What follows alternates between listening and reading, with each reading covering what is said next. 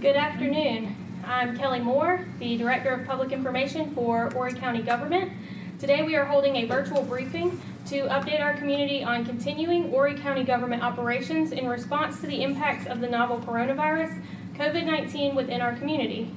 We will have a series of speakers today, including Horry County Council Chairman Johnny Gardner, Horry County Sheriff's Office Chief Tom Fox, Chief of Fire Rescue Joseph Tanner, and Assistant County Administrator for Public Safety Randy Webster.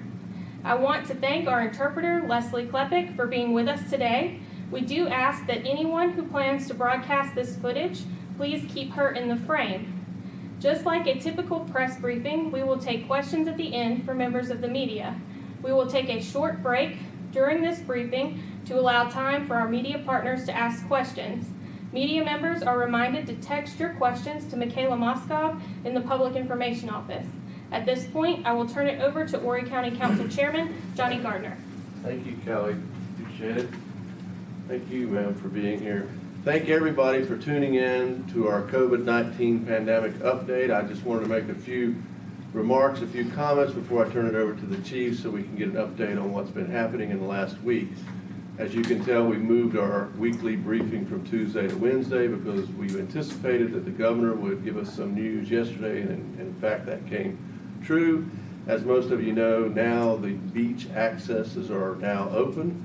Horry County accesses to the beach are open, and we're glad that we can do that. We tell everybody that to enjoy the beach, but also practice the safety requirements that have been set forth, because those are still in effect. We want social distancing. We want the groups to be down to 3 or less. We want people to use good judgment. That's the key. That's how we've been able to get through this thing so far.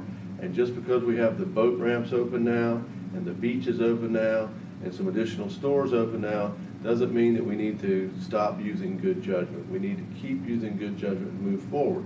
We're going to have law enforcement out there enforcing these rules, and we don't want them to have to write a ticket, and they're not going to write a ticket unless they have to. But more importantly than writing tickets, we don't want people to get sick. So use good judgment. If you're sick, stay home. There's nothing wrong with that. That's the right idea, and that's using good judgment. So we will get through this. We said that at the beginning. Our main mission, and we are continuing to be mission ready, but our main mission is to continue to provide the services for Horry County while keeping our citizens and our employees safe. Now I'd like to turn it over to Chief Fox to give us an update from the Sheriff's Department.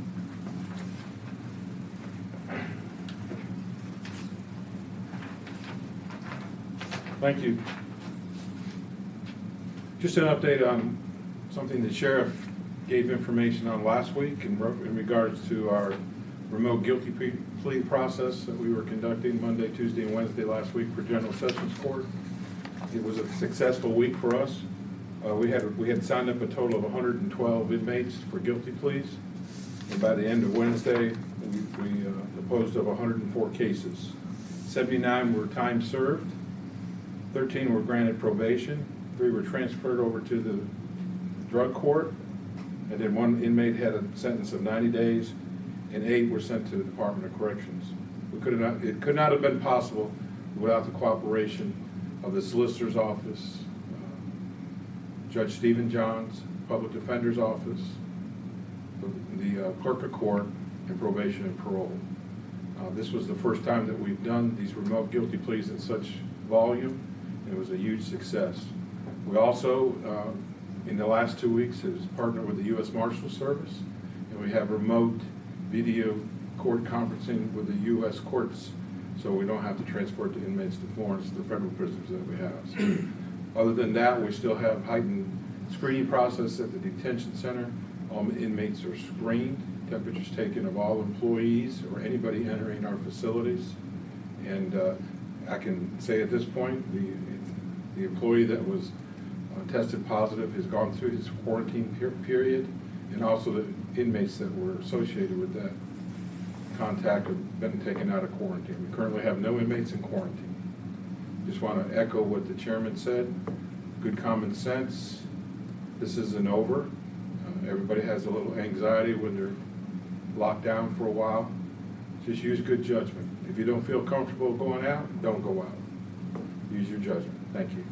And with that being said, I'll turn it over to our Fire Chief, Joey Tanner.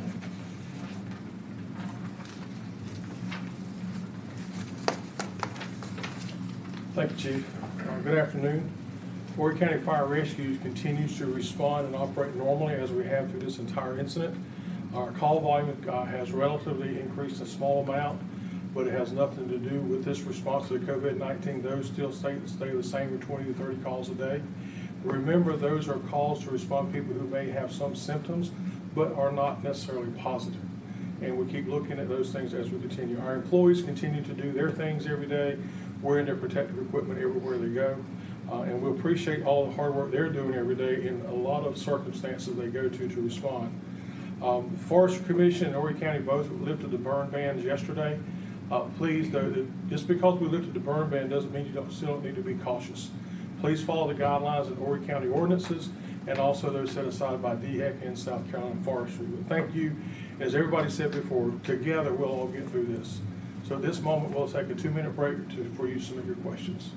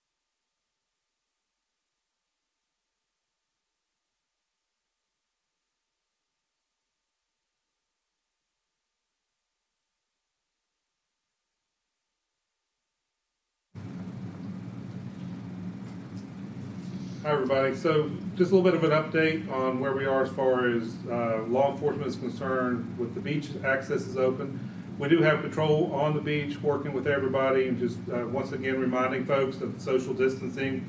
And so far, as I understand, compliance has been very well taken, and everybody's doing what they need to do. I think everybody's enjoying the fact they get back on the beach and take advantage of that. And so once again, we just want to encourage folks to be, be smart about it. Do what you need to do. If you don't feel safe going out, don't go out. And if you do, take the proper precautions. As far as another little bit of information that might be curious about is our 911 calls are actually down from this time last year. A lot of that's probably the fact that there's not as many folks here. But it's still interesting to see we're down about 3,200 calls month to month from last year. So we continue to work those issues. If you do have questions, our phone bank is still available Monday through Friday from 8 to 5, 915-5000. And please call and ask questions if you have them. So at this point, I'll take questions. The Sun News asks, have any additional employees tested positive for the virus? How about inmates at the detention center? As far as employees of the department or the county, no additional positives have been have happened at this point. I would ask for Chief Fox to come back and address the issues at the detention center. Chief.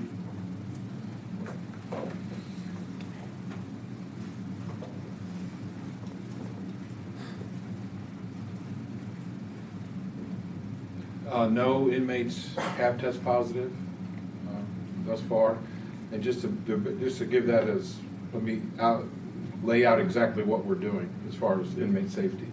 Officers have been issued proper personal protective gear. They're working in the detention center. The inmates, once they arrive at the detention center, are screened out in the salad port. That's an area that's fenced in before they arrive inside the booking facility.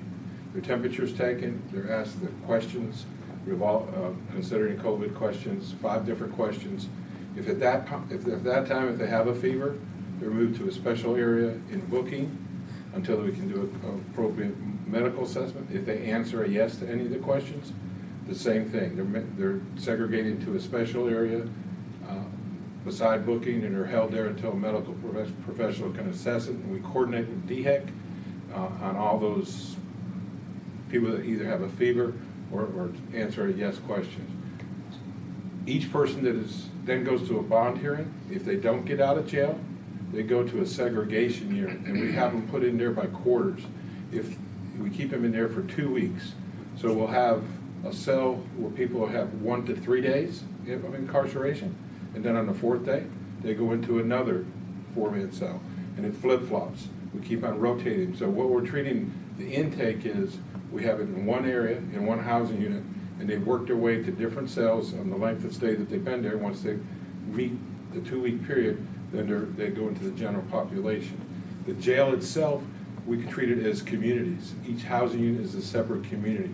We monitor each housing unit as you would monitor a community. Temperatures are taken on an as-need basis. If we do in fact quarantine people, we had to quarantine around 20 inmates as regarded the first exposure by staff. Temperatures are taken twice a day. They're visited frequently by our medical staff. So we're taking great care to keep everybody separated. We've greatly reduced the movement of inmates within the facility so we don't cross-contaminate the different housing units. That's all the questions we have at this time.